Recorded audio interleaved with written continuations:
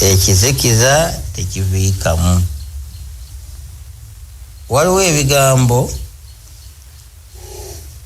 sijja kunnyonnyola ekizikiza kyeki. Omuntu wansi w'enjuba ayagala kulaba, si bwe guli banna? Ekizikiza talina kyalaba. Obugunjufu obwasooka bwaleeta muno radio station etya. Radio Uganda eyogera amawulire matalisi, sijjukira oba waliwo ebirango, walingawo obulango bwa kisuubuzi, kubanga n'abaabikanga baalinga batono nnyo. Naye nga radio newankubadde boogera batya, naye ng'era omuntu asigalamu akakunkuna, ani oyo akola ki? Katonda n'ayongera amagezi. TV nezikola zitya? Netufuna TV y'eggwanga. Ekyasinga ng'okutunyiiza nga tebaako Luganda, yabano bamwogera Lujungu. Naye kubanga ng'olabako ekifaananyi ng'era otegereza bwoti, ovudde mu kizikiza oliko kyokola ki? Kyolaba. Naye ng'ebakubuuza owuliddemu ki nga tekiriwo, naye ndabye omusajja ng'asoma amawulire oba omukazi ng'asoma amawulire n'erinnya lye Gundi, eddoboozi lye ndimanyi kubanga mulabyeko. Bayibuli Pawulo bw'abanga ayogera Bakolinsi ekyokumeka essula ya 4 olunyiriri agamba nti kubanga Katonda ye yayogera nti omusana gulyaka muki mu kizikiza, yayaka mu mitima gyaffe okuleeta omusana ogw'olubeerera, ekitiibwa kya Katonda mu maaso ga Yesu Kristo. Ekizikiza ekisinga ebizikiza byonna kyajja mu lusuku Adeni. Katonda bw'ateekamu abantu babiri, Adamu naani ne Kaawa, yajjanga ne balabagana maaso ku ki? Naye ekizikiza bwe kyajja, Katonda n'abakweka amaaso. Era ndaba abaana ba Isirayiri nga bava e Misiri bayagala okumulabako, n'agamba Musa, tegeka olusozi nja kujja njogereko gye bakola ki? Gye bali. Naye yali tannatuuka ku lusozi ne lukwata omukka, ennimi z'omuliro ne zeesooza, n'alyoka ayogeko. Baamugaa nti ssebo, Katonda waddeyo, tewali n'omu yakola ki? Kubanga ekizikiza kyakola kitya? Kyajja. Eddoboozi lya Katonda, omuntu lye yayagalanga okwaniriza, ekifaananyi kya Katonda mwe yamutondera, kye yayagalanga okulaba ku buli kaseera ng'oli bwanyumirwa endabirwamu, kyavaawo olw'ekizikiza ekyajja. N'ekizikiza ekyo kyekibi, is. Buli abeera mu kibi abeera mu ki? Ennyonta eyo n'esigalawo. Adamu yali aleze ku kulaba ku Katonda, ennyonta n'esigalawo. Kubanga ennaku baali bajereetedde nga Katonda takyaddamu kubalabako emirembe naki? N'emirembe. Mulabe ekisa kino, Yesu Kristo gwe twazze okusinza leero. Yesu Kristo kyeyava alabisibwa n'ayolesa ekifaananyi kya Katonda. Olunyiriri luno kye luva lwogera ebigambo ebyo nga ffe abali mu nzikiza nti kubanga Katonda ye yayogera nti omusana gulyaka mu kiki? Yesu Kristo gwe musana ogwayaka mu kizikiza, omuntu okuddayo okulaba Katonda we. Omuntu okuddayo okulaba Katonda we yayaka mu mitima gyaffe. Kyanaku ti mitima gy'abamu Kristo tayaka. If Jesus is the light of this world, of every person, bw'abanga Yesu gwe musana mu nsi muno era gwe musana ogwa buli muntu, ateekwa okwaka mu mitima gyaffe tulabe feesi ya Katonda. Kati buli omu weebuuze, omwanga ayaka? Bw'aba tayaka mu mutima gwo oli mu kiki? N'abeera mu kizikiza tayinza kumanya kigenda mu ki? mu maaso era kyova olaba ebijanjalo tebyandikoze makulu na buli mulimu tegwandikoze makulu naye kati bikola nnyo nga n'obudde obunaakeera oli nga tajja na kubiryako naye kati atuuyana era ali bubi nnyo kubanga kiki kizikiza. Naye Kristo bw'ayaka mu mutima gwo olaba Katonda, ate bw'olaba Katonda tewali kirala kyonna kiba kikola mu makulu mu bulamu obwo okuggyako Katonda yekka. Katonda waakusumulule mu buli nsonga yonna kubanga omulaba ayaka mu mutima gwo. Ate bw'ayaka ayaka lwaki mu mitima gyaffe? Okuleeta omusana ogw'okutegeera ekitiibwa kya Katonda. Simanyi okiraba? Ayaka mu mutima gwaffe aleeta omusana ogutegeera ekitiibwa kyani? Kya Katonda. Kyemuva mulaba abatalina musana ogwo ogwako ogwa Kristo mu mitima gyabwe tebalaba kitiibwa kya Katonda. Tebalaba kitiibwa kya Katonda. Bwe batalaba kitiibwa kya Katonda bateekawo ekirala. Statues zonna ze mulaba ne muzifukaamirira muziwa kitiibwa kya Katonda kubanga ye temumulaba. Mmwe abali mu kizikiza temuyinza kulaba Katonda, kiva muteekawo ebifaananyi. Abalala bataddewo bigali mu kitanda alabireko Katonda. Bw'agenda n'alaba ku kibbo ekirimu ensimbi ezitali zize za ggwanga lino zaataddeeyo tezikola, ye kubanga ali mu kizikiza avaayo ng'alaba Katonda. Nene oyo Katonda gw'abalabye kibbo ekyo kizikiza. Kyemuva mulaba oli azaala abalongo n'aba nga yeyekka asoose okuzaala ekitabangawo, n'addira abalongo abalabwako kubanga ali mu kizikiza n'abajjako amaaso n'adda ku migogo gy'abalongo egitassa muki mukka. Temuleka abalongo mu nju nalonga agenda kuzaala mubawanulewo waggulu tajja kuzaala kubanga bali mu kizikiza. Bannange Katonda okwaka mu mutima gwo kikulu nnyo. Yesu Kristo okwaka mu mutima gwo kikulu nnyo. Ova mu kizikiza n'odda mu musana, buli ekijja oba okitegeera. Mutwe gwambwa okanyuga eri, bibugobugo oteekako mafuta. Everything tewali kiyinza kukanga kubanga oli omusana. Yesu Kristo ayase mu ggwe. Olaba n'abantu abajja ne tubabatiza bakyakukuta n'obukomo budda bulokkala kubanga akakomo ka lubaali. Olaba bakyawulira nti n'emikolo gy'ekika egy'ewaabwe gikyabayigula ettama era ne bakukuta ne bagenda omuyimbisa alazeewa tewaabwe yabaddeyo emikolo naye totuloopa. Simanyi mukiraba? Okubeera mu kizikiza kizibu nnyo. Kyetwavudde tugamba nti naye ekizikiza kiviikamu. Katonda bw'ayaka mu mutima gw'ova mu kizikiza. Abadde alowooza nti Katonda atambulira ku mudaali. Mwana wange n'odda ku Katonda oyo ataakolebwa na mikono gy'abantu kubanga oli mu musana.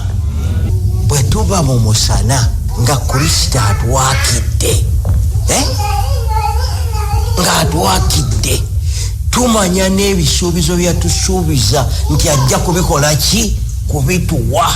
Tutandika okumwesiga ennyo nti ono kubanga tumulaba tuli mu musana ayaka mu mutima gwaffe. Tulaba empisa ze zonna, tulaba engeri ze zonna, tumanya enkola ze zonna kubanga ekitangaala weekiri era ne tubeera bagumu nti ebisuubizo byonna bijja kutuukirira mu Yesu Kristo.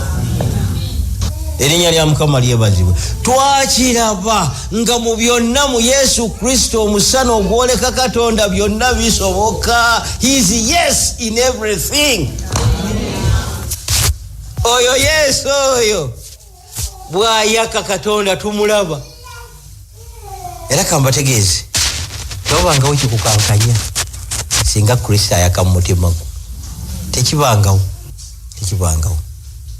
Kristo yakwasa ebiri n'atuwa obufumbo. Kyeyava atonda abantu babiri, omusajja naki n'omukazi.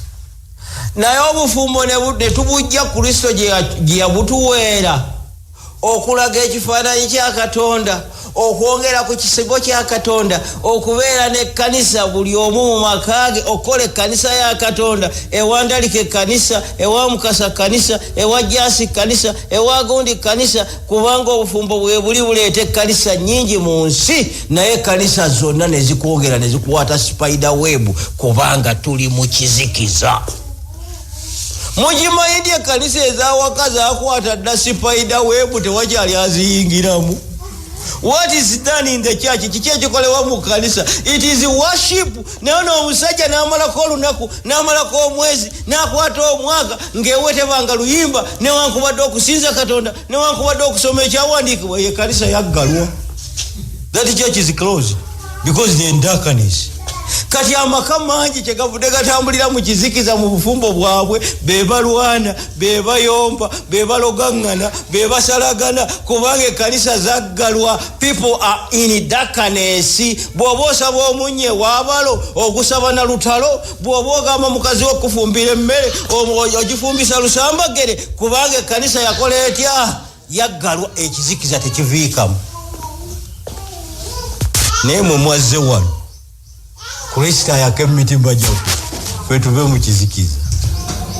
Ababadde baddukira mu kizikiza eri okufuna obuyambi, muli ku mystic call, obuyambi bubeera omusana ewa Jesus Christ n'akola ku bibyo byonna. Kati mwe abasajja abeerenga ku bakazi kubanga mubasinga amaanyi. Okimanyi nti omukazi nswaswa ku lwazi, bw'omuwalula waakiri akutukamu n'akulemerera. That woman era bw'alemera ku kintu okivaako obukumbu nkuyege ku ggi. Omukazi nga yalemedde ku kintu tosaaga. Omukazi ali mu kizikiza alemera ku nsonga n'olyoka olaba ebizibu. Naye gwe kyokola ekigoba ekizikiza ekyo, omukazi alemedde mu kizikiza n'alemera ku kintu ekitakola ekizibu ennyo naye nga yetakiraba. Mwana wange osaza kabiriiti nedda omusana negwako ekizikiza nekidduka. Can we join the two? Can we combine kizikiza and light in one place? That means ono afuuse enswaswa ku lwazi, omukazi atasoboka alemera ku nsonga. Saza akabiriiti Yesu Kristo, omusana gubeewo ekizikiza kidduke. That woman will become soft and simple. Omukazi ajja kufuuka muwanga ate ayagalikako kubanga omukazi omulungi ava luddawo. Muteeke ye eri mu Katonda eri aveeyo nga yenna musana, olabe nga n'addamu okukola ebyekizikiza. Naye Setaani atutunda mu kizikiza ekyo. Kyemuva mulaba buli afumbirwa ne tumugatta, yadduka ku dduuka n'agula empeta, ne mwami n'ayambala, n'omukyala n'ayambala obwo bufumbo. Ani akusessa? Eyo ejjawo empisa embi. Empeta eno eri ku ngalo Setaani gyakukwasizza, eyinza okukyusa mukazi wo, eyinza okukyusa balo. Ogenda okuwulira nti tuggulirewo tuzze babiri n'empeta ye ku ngalo, tuzze babiri anti omwami ayingira, n'olyoka weewuunya what is this? Oyinza n'okwebuuza ono omukazi yazze ku ono empeta teyagirabye ku ngalo, n'omubuuza maama empeta tinagirabye. Bw'oba wagirabye wasazeewo okikujja naye bakumupimako. Why not kumukupimako ng'empeta atagirinda ku ngalo? That means ebyo byonna ebiwetaweta kiki? Kizikiza. Yesu Kristo gwe musana muffe ogujjawo n'ekyo bala okujja ababiri nga yakulese waka. Abange temulemu wange mudde mu musana, mudde mu musana. Nze ekyo kyendaba. Alabayo agambye ekizikiza Adamu bwe yakiyingiza kyaleeta obuzibu, naye Yesu Kristo yajja tuddemu okulaba Katonda nate. Agambye nti ekibi bwe kyaleeta ekizikiza, ekibi bwe kyaleeta ekizikiza kyayonoona feesi zaffe zonna, era bwe kiba kikwata omusajja n'omukazi kitandikira mu feesi. Asooka kunyinyibala nga n'akuba omukazi oluyi. Nzinva mu maaso zisaka nse nalyoka nyibala nga lumonde omulinyire mulungi nalyoka muli oluyi omukazi nagwe n'omukazi asooka kwepika kandizaala nti sala wano oba oli musajja oliko obusajja sala wano nene yeepika olofeesi yonna ng'eringa kitalo kubanga ekibi bwe kisookedde ab'ekizikiza bava ne mu butonde bwabwe ne bafaanana ebirala mwegendereze muve mu kizikiza ab'ekizikiza kubanga tebalaba bulungi bakopakoppa ebitakola era abo abawala n'abakazi n'abasajja abatambula nga batukunamira kiki ekyo kizikiza ye tamanya nti yazze bwereere mu kyaki abananyiga munyiige naye nze ntwala abantu ba Katonda luddawa mu ggulu nga mbayisamu omusana so si mu kizikiza setaani byatutte gw'omusinza wa Katonda obyegombako ki okujjako ng'oli mu kiki mu kizikiza setaani byatutte ekintu kyonna bwe mulabanga setaani ng'akikajjaddeko nga kamugye ku malaalo mwabali mu musana nga mukita kubanga ewammwe mu musana kiba tekikyakola tekikyakola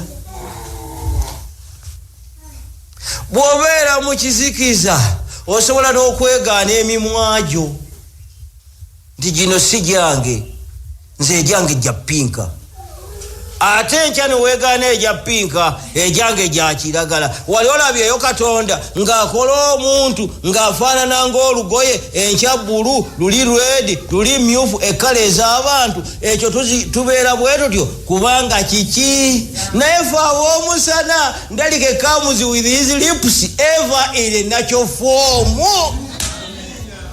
naye people because of kizikiza are losing their originality.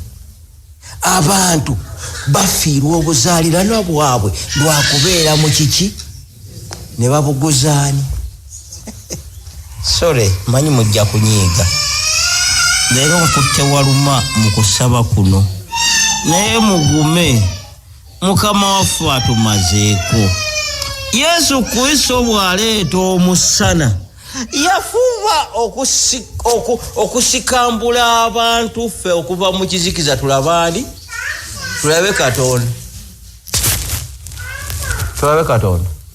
Mukyala Setimba oli mugagga ne kitaawo alina amataka. Obo buki? Bugagga. Naye sole sikujjukiza era sikuvuma magufa. Taatawo bwe twali tumuziika ensi n'ensi yaziika omuyimbi waayo. Naye mwamuziika mu fuuti mmeka? Amataka ago gonna mwaga tumuziikeko emmanga w'ekibanja neno nawa naabunewo wonna abunewo na wali abunewo. Naye abaana b'abagagga kitaawo nga yagaba just ploti ku ttaka ettaka ku mataka galina mayiro n'awaako just akayiika kamu. Abaana ate muvaawa okujja okutwala akayiika k'ekkanisa nti kale mubuze taata baana abaddamu mwana wange ne mukalira ddala amaaso kayiika k'ekkanisa ne mukatwala kubanga mubadde mubeera mu kkanisa eno naye nga muli mu kiki? Abeera mu kizikiza tayawula na bwannannyini bwewe bukoma. Yabeera mu kizikiza era abeera mu kizikiza tamanya na kitiibwa kimusinga butiibwa. Buli omu amulyamu olugwayo ne gwatasinza kitiibwa kubanga kiki? Kizikiza. Naye tuwaze tutegeere Katonda tumwesige tumanye nti asobola okukola ku bizibu byaffe byonna nga tuvudde mu kizikiza.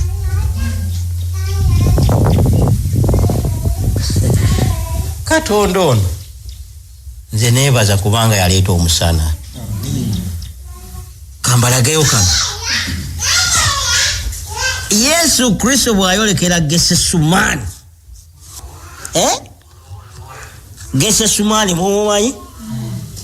Bw'ayolekera Gesesumaani ekizikiza ekikutewepo ekiwulikika kyali kyolekedde abantu, kyali kyolekedde ensi eno.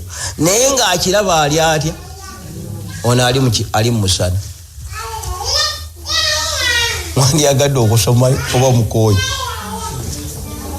Otwo tetwazze dda? Kakali obikole Makko. Ebikole Makko essuula eno 14. Marko sura ya 14 mbegayiride temudamu kizikiza ne munyiga obunyiizi naye muddemu muki sina gwe nagiridde wano naye tugenda mu ggulu kyekyatuleese 14 tutandikire wakuliko essuula obanga tutandike saa 3 yeah let's begin from 30 tutandika 32 Marko agamba awo ne bajja mu kifo erinnya lyakyo ani Gesesumaani n'agamba abayigirizwa be ani ayogera Yesu Kristo nti mutuule wano malokola ki malo okusaba genda ng'ofuna point yawo mutuule wano malokola ki n'atwala Peetero ne Yokaana n'ani kakati baali batudde nga bwe tuli wano mu kkanisa n'agati abaye mutuule wano malo okukola ki okusaba ng'alengedde ekitalotalo ky'ekizikiza ekikola kitya ekijja kyava atoolako bwe yalabamu abamunyungufu n'agamba this one mujje wano abo nno ng'abeesiga okusinziira ku experience gye bazze bayitamu n'abakwata n'abazza awalala obalaba abajje wali abasembezaayoko etc mailo nearness to God kwekitegeeza buli alabika nga ava mu kizikiza asemberera Katonda so teyeyongereyo bweyongezi era ne mu kusemberera Katonda weeyongera kufunamu kyava atoolako bano bwe yalaba nga balinga nga bw'onojja n'onyiganyigako ku mmere ze nabanga eri maama ng'enjala etuluma nnyo ng'ayinza okukuba essaaniiko lumonde n'anyiganyiga mwala abaye ayidde agirawo abaana be bagira balya kati wenejjiira wonna ng'amaze n'okunaaba n'okugira tunaddamu ne tulya ageeni sanya otulabaawo fe bwetyo we twakula tunaddamu ne tulya ageeni kyava alondako bano ab'ekibogwe bajje wano bali ababisi ddala n'abakola atya n'abaleke Gesesumaani ekizike bannange mu nsonyi ekizikiza kino nga kitaamye kijja tugende ku olwasatu mu esatu n'atwala Peetero ne Yokaana n'ani ne Yakobo wamu naye n'atanula okuwuniikirira n'okweraliikirira ennyo ekitegeeza ekizikiza kyeraliikiriza era bonna abali mu kizikiza tebalina mirembe buli ali mu kizikiza talina miki ye bw'aleeta emmotoka neeraliikirira okumutta n'okumuloga bonna ab'omu kitundu nga gy'obeerayo emmotoka esoose ku nsi tebalina mirembe bw'azimba ennyumba n'atandika okweraliikira yeno n'agisulamu kubanga alaba yeesinze ku kyalo aba talina miki mirembe mukimanyi nti abagagga bangi tebeebaka mukimanyi nti abagagga bangi tebalina mirembe kubanga obugagga babukolera mu kizikiza sigambye nti bonna naye abo abakyali mu kizikiza si be babba obwana bwaffe ne babusaddaaka akeedi esobole okubeerawo si be baga nti awatali mutwe gwa muntu eno ennyumba teyingirwa senyi mukiraba temunalabako bikolobero kugataliiko nfuufu nga be babikola temubalabangako nga naye abooluli olwabwe bennyini babaliddemu olukwe ne babaleeta ne babasimbamu ebyokoola nekikene n'amalusu twalinga eri ne mukyala wange angamba ekyana ekyo kiraba nti kiyite kikubuuliremu erinnya lya kisiraamu owange wabaaki atata yangulamu obugagga tata we yaani nekimwogera yalaba kimuli bubi n'akitwala n'akikweka eyo neera kyaddukangayo ye nga kyayogera kimu tata yangulamu obuki naye nga tekifaanani lwaki kubanga awulira talina mirembe obugagga buno abwetaaga nnyo bunaabeerawo butya asala endalinga n'asacrificinga omwana we mu sitaani ekyo kizikiza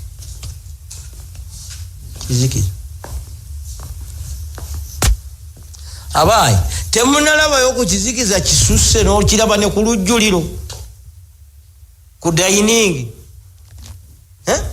ng'omukyala ono yazaalawo abaana basatu kale oba naafa ate omulala n'ayingira naye ng'era bw'obeera ku dining ekizikiza okikola ki okiraba mu baana bonna ekizikiza ng'okikola ki ng'okiraba bw'ova ku dining bw'oba ng'onoosula n'osoobasoobako olabe gye basula ogenda okulaba jansi namusisi ne gundi bagwira ddala ku ttaka nga bali ku mifaliso ekyo si kizikiza naye nga bazza gwaki yakola ekyo obulamu ku nsi kuno alinako bumeka akimanyi nti ate amusinga obubi asinga ekizikiza yanayingira third time bwa ate nayinza okuyingira third time nga n'okulaba okyakola ki nojja ne weerolera nga bisobye ng'owa munno yasulanga ku ttaka babo ku mufaliso kaakati owo nga bamugjeewo bamutadde na muvu mu nju talinaamu kifu nga mu nju talinaamu kifu nolokoka batwa wange ntuleke ate mu nju tokyayingira ate asula muvu ate omusajja naga nti bw'obakwatako nkutema kubanga naye ali mu kiki ekizikiza nno nga kyalwanye n'ekizikiza kinnaakyo enfufu tefuumuka kizikiza 1 versus kizikiza 2 oyinza okulaba nti ekintu kitokota si kisaaniki abange lwaki temudda musana mulabe ekyegese sumaani kyali kizibu nnyo ekyegese sumaani katusome wano mu kirabo ekyegese sumaani olwasatu mwesatu tulumaze n'abagamba nti emmeeme yange eriko ennaku ki kubanga yalaba ng'ekizikiza ekyolekedde abantu ye ng'akiraba kuba ali musana abantu tebakiraba zigenda kunzita olaba abalala ennaku teyali nnaku nnyo tugamba ennaku egenda kunzita ye yavala nti ennaku nnyingi zigenda kukolaki can you count ennaku you people nnaku 1 nnaku 2 nnaku 3 but Jesus counted ennaku kubanga ekintu kyali kigenze waki bwe mbayita yeyo Yesu gye yabayita nenyimirirawo ku lulwe mudde mu musana brothers run jangu mu musana laba kayo nono zigenda kumukola kutya zigenda kunzita mubeere wano mutunule n'atambulako katono n'avunnama n'asaba kyenvudde mbagamba nti naffe kanisa zaffe zonna ezawaka ziteekwa okutunula obanga kiyinzika ekiseera kino kimuyiteko olwase tumumukaaga na kiseera ki n'agamba nti abba kitange byonna biyinzika gy'oli nziyaako ekikompe kino nesinga nze bwenjagala wabula nga ggwe bw'oyagala akuyita mu kizikiza amanyi kyayogera awo najja n'abasanga abali omutawaana nga bakoze batya nga beebase n'agamba Peetero nti Simooni amuyita n'abiri Simooni weebase tobadde na maanyi ag'okutunula n'essaawa emu eti amaka bwe munaagalekera ekizikiza teyadde essaawa emu bweti temujja gitunulayo buli kaseera gujja kuba mutawaana muki mwereere bw'ogula ennyama omukazi n'ayomba nsava nnyo n'ogenda n'otema essaawa n'aga nti agoma kuumuule atema kapo kabala kaakati n'olaba omutawaana bwe gugenda mu maaso tufuna 2,000 oyo yootya ennyama tewaffe nalinjirya linda ekiseera kyayo nga kituuse ali mu musana n'okulindirira alindirira n'alinda era ekitulindisa Kristo kubeera mu musana so si kizikiza abali mu kizikiza ne Kristo tebamulinda ekkanisa eno kyebeeyitibwa Advent Church kubanga erindirira eri mu musana erinde Katonda nesi bonna ba Adventist members abali wano nti bali mu musana wewali enjawulo wewali enjawulo gwe bw'olaba ng'oli awali omusana naye ng'olina island ey'ekizikiza gy'otatambuliramu kati gisuule kaakati oli mu musana niyo kyakukutana lwaki oli mu musana okyakukutana ku yona oli mu musana okyakukutana ku lwana oliri musana mu makaago okyakukutana bwenzi, oli musana okyakukutana kunyoma. Mukimanyi nti abakyala gye bali kati abatakyawera ddala babba kitiibwa. Mukimanyi nti eri abasajja kati abali mu kizikiza abatakimanyi nti n'omukazi kyamugaso nga bamuyita property.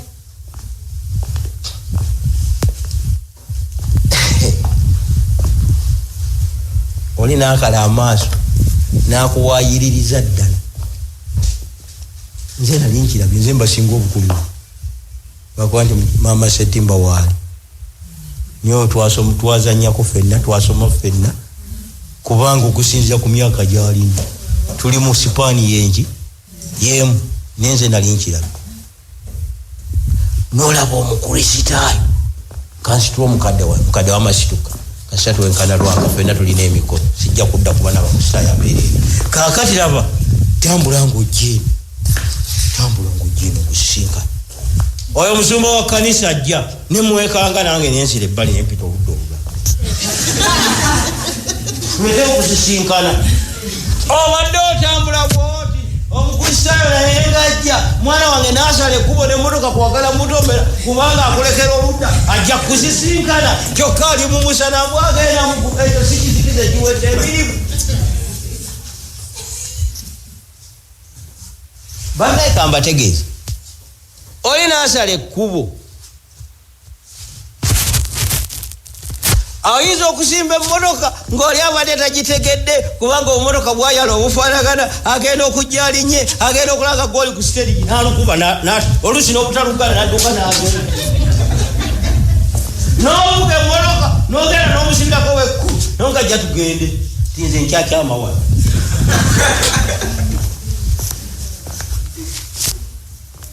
Ekizikiza kibi. Yesu akiraga Peetero ne Yokaana ne Yakobo bakitwalire bannaabwe bategeere ekizikiza bwe kikola kitya, bwe kifaanana, bakidduke. Awo mazeewo tugenze kwasa tumummeka abasanze bakoze eki naganda webase tobadde n'amaanyi agatunula n'essaawa etya emubwe 38 mutunule musabe muleme okuyingira mu kukemebwa. Omwoyo gwe gwagala naye omubiri gwo muki munafu. Ekyatuleese wano twaleese emibiri eminafu, tusabe mwana waaye tuleme kuyingira mu kukemebwa okokuddayo mu kizikiza, wabula tugende nga tuli mu musana. Byonna ebibadde bitweraliikiza tusuule eri kubanga jjo naluli buli ekitweraliikiza tetugenda nakyo mu ggulu, kijja kusigala ku nsi. Olwaleero Yesu yatoddeko Peetero ne Yokaana ne Yakobo bajje ekigongo balaba omusana, naye ekyennaku be yatoddeko n'abongerayoko kwe kulemera mu kizikiza ne bakuba otulo.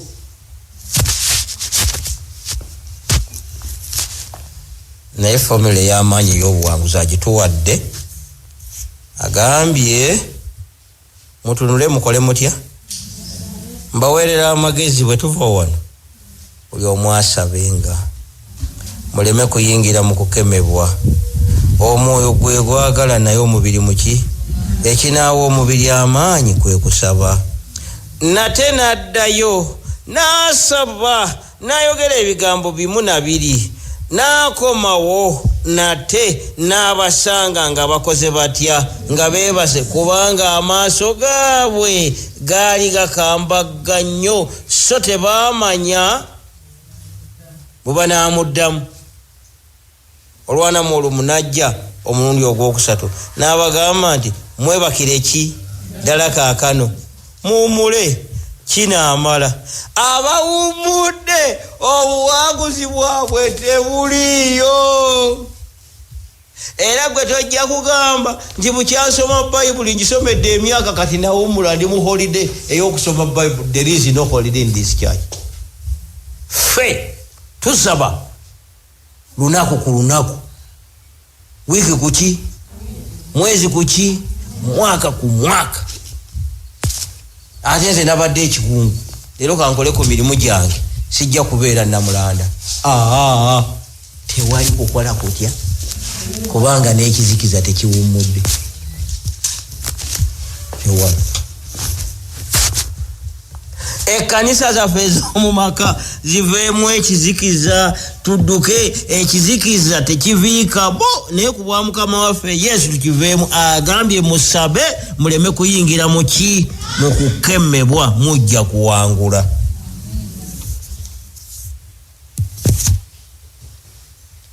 N'ekitabo kino kyadda kirimu Samoni ezenze nsomamu nendaba ebyaliwo edda n'ebiriwo kati nengereegeranya.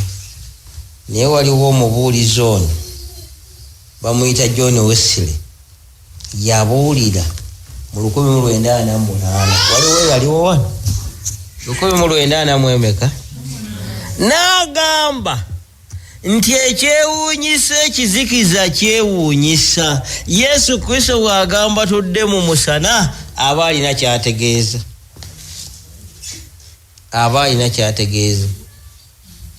Bano bamukyala Ssettimba abakolako mu gavumenti bamanyi kye tuyita net pay ne gross pay. Ono yagambye gross pay mukyala Ssettimba kyeki? Ze sente zonna z'oba okoze mu mwezi ogwo gavumenti zerina okukuwa awaki, naye ate neetazikuwa.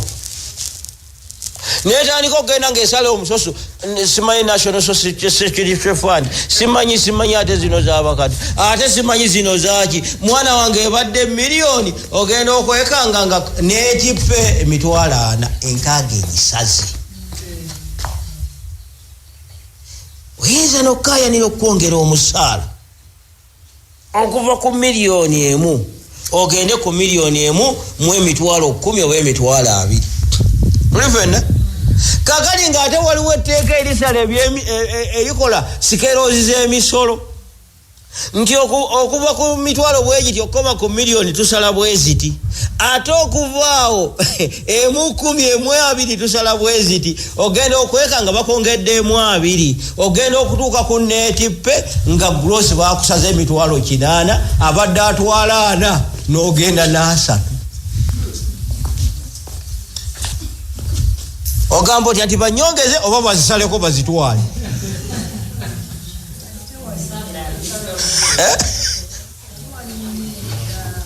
Wakiri olekayo okulinya n'osigaza ennyingi z'ogenda naseeka. Wali obuzibu. N'ekyentegeeza kyeki Wesley agamba nti ekibi kirinnya ne kikuteeka mu kizikiza ne kikuleeta ku kinnya ekiwanvu gy'osobola okugwa n'otava n'odigidira ku mugo gw'ekinnya. Ne bakugamba nti ogwayo nga gw'ozina buzinyi, ogwayo obunnaffe nga gw'ozina buzinyi. Oyinza n'okubuuza nti ngwa ludda wa, kubanga olw'ekizikiza ekinnya tokikola otya, era olugira n'obunduguka n'ogwayo. Oba omukazi omu abadde akulema okuliisa n'oteekako malaaya ey'okubiri, muba munaalya bikunta munalyaki ng'enfuna esigadde yeemu, oli ku kinnya kw'ozinira ogwayo tokikola ki, tokira.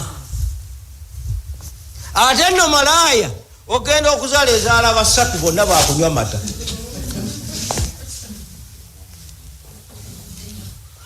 Abantu bangi olw'okuba mu kizikiza beetadde omuguwa muki mu bulago. Ye n'alowooza atadde musipi mu kiwato olw'ekizikiza. Bannaffe omuguwa gugenda kutuga ti guno omusipi gwange. Don't joke with the kizikiza. Kizikiza. Olaba omuntu ayogera ekigambo ekitayita na mukamwa munnange ne bamulabula nti balimbajja mu mbaawo. Can you mention such a word okujjako ng'oli mu kizikiza? Bano balimbajja mu mbaawo. Nalinnya emmeeri wano nengenda ekalangala ne tuva ekalangala mukyala wange ne tulinnya tugende e Bukakata eri tusale tugende e Masaka tugenda gatta bagole. naye nalaba ekizikiza. Abaana abalenzi balinnya ekidyeri ne bateekako pikipiki zaabwe bagenda Masaka ne balinnya waggulu ebyeri byakalina si kyekino ekyennakiwoga ekyaffe wano kikutuula wano wamu eri tutuula ne mukalina kyevanda bakabite wange ng'ate kalina tagisobola kugirinnya ate si kyakka bonna banneetonda ate ze nalinnya edda kalina kuba nalina okupaakingako emmotoka. Naye abaana be nalimu nabakuba n'ebifaananyi n'empalirizibwa n'okwogerako nabo ebigambo. Bayogera ebigambo ondabye ngenza okulaba nga muzeeyi aziyidde kyeva nebula nga boga iya nange mbadde nomuziyizi abadde aziyidde kyeva mbabuuza nti bassebo mundiireriiremu era bweti bwenayogera naye nayogera lya mundiireriiremu okuziira kyeki ayingidde ensawo ayingidde kavera ngati kasita bakuba muzeeyi oli fwala kasita bakubaza ne bakuwangula oba oziyidde bakubaza ne bakuwangula katugeze ogenze gula kilo 10 za muceere ne bakuguza 5 ng'ekikumi muzeeyi akoze eki ziyidde. Ekizikiza kikyusa n'olulimi kikozesa n'ebigambo bwe bitakola. Okuziira kirala kitegeeza kufa naye bagamba muzeeyi akoze eki ali mu kizikiza otuuka n'obutamutegeera okuggyako naawe ng'oli mu kizikiza kyekiki. Yesu yalemu okutegeera abantu bano kyava abagamba nti kale mukole mutya. Olugendo lwabwe lwonna olwavaawo nga bakutte Yesu Kristo lwali lulungi lubi lwerere kantu basomere eyali mu kizikiza eyeebaka Yesu n'amugamba musabe mulekeyo kuyingira mu kukemebwa Yokaana yadduka bwerere essuuka n'agibalekera. Yabagamba temuyingira mu kukemebwa mutunule kaakano nange kubanga ekizibu kijja. Peetero yamwegaana emirundi 3 nga tamulabangako enkoko n'ekookolimu awo nalinnyawo ekigere ng'ekookolimu n'alyoka awolomera ekyalo kyonna yagenda akaaba ebitakaabika naye nga baamulabudde. How many people crying now singa namanya naye nga baakulabula bameka n'olabula omuwala togenda n'oyo tesiri ku busajja bwa Advent kaŋŋende n'oyo n'alyoka dda nga awoloma n'omubuuza kiki ky'oliko. Kizikiza. Naye Mukama waffe yeebazibwe nti abatunula wamu naye mu kusaba awaka mu kusaba mu kkubo abatunula wamu naye mu kusaba mu kkanisa bafuna byonna kubanga Mukama waffe mwesigwa. Era abantu abo mbasomako ne mu kubikulu essula ya 22 mu bikulu olwokuna Revelation chapter 22 verse 4. Era banaamulabanga amaaso ge. Sokolindeko olwokola lugambye nti bwe tunaabeera mu musana Yesu Kristo tujja mulabanga amaki so si kumulaba irwikalingire tujja mulabanga amaki. Ndaba abantu ba Katonda bano nga balabanga Yesu Kristo bulijjo kubanga bakolidde. Genda omale n'olwokutaano.